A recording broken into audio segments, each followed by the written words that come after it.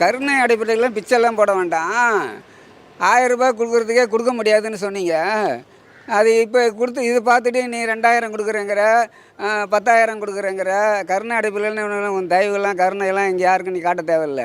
கருணையெல்லாம் நீ யார் காட்ட வேண்டிய இடத்துல போய் காட்டிக்க. மோடிக்கிட்ட காட்டிக்க, அமித்ஷா கிட்ட காட்டிக்க. இங்கெல்லாம் பொதுமக்கள்கிட்ட காட்ட தேவை. சரி, கரூர் துயர் சம்பவத்தை என் மேல பழி சுமத்திட்டீங்க, மனசாட்சி இருந்தா நீங்க பண்ணுவீங்களா அப்படின்னு டிவிக்கு மாநாட்டில் வந்துட்டு விஜய் அவர்கள் வந்து ஸ்டாலினை குறித்து பேசி.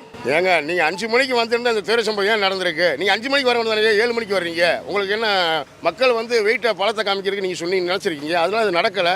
அதனால துயர சம்பவம் வந்து நீ தான் அது காரணம். மக்கள் காரணம் கிடையாது, இப்போ இருக்கிற முதலமைச்சர் காரணம் கிடையாது. துயர சம்பவத்துக்கு காரணமே விஜய் அவர்கள் தான். நீங்கள் 5 மணிக்கு சொன்னீங்கன்னா 5 மணிக்கு வந்திருக்க வேண்டியதானே. நீங்கள் 7 மணிக்கு வர்றீங்க. நான் ஒரு சும்மா எக்ஸாம்பிளுக்கு தான் சொல்கிறேன். 4 மணின்றது 5 மணின்றது ஒரு எக்ஸாம்பிள். நீங்கள் சொன்ன டேத்து கரெக்டாக வந்துருந்தீங்கன்னா உங்களுக்கு இவ்வளோ துயர சம்பவம் நடந்திருக்காதுல்ல. உங்கள் மேலே வீல் பழி சுமத்த மாட்டாங்கல்ல. அது உங்கள் தப்பு தானா? அவர் உன்னை பையன் மாதிரி அவரை உன்னை பார்த்தாரு. உதயநிதி எப்படி எந்த பார்வையில் பார்த்தாரோ அதே பார்வை தான் உன்னைய பார்த்தாரு. இல்லைன்னா அன்றைக்கே உன்னை ஜெயலலிதா மாதிரி தூக்கி வச்சு உன்னை டவுசரை களி தீங்கி வச்சுருப்பார். அதை முதல்ல மறந்துட்டு இப்போ பேசிக்கிட்டு இருக்காத. அதெல்லாம் சரி வராது. அவர் நினச்சிக்கிட்டாரு நம்ம ரசிகர்கள் பட்டாலும் ஊன்னு வருது, முண்டி அடிக்கிறாங்க, நமக்கு தான் எல்லாம், நான் தான் எல்லாம். கனவு உலகத்தில் இருக்கார் சார் அவர். விஜய் வந்து கனவு கண்டுக்கிட்டு இருக்கிறாரு.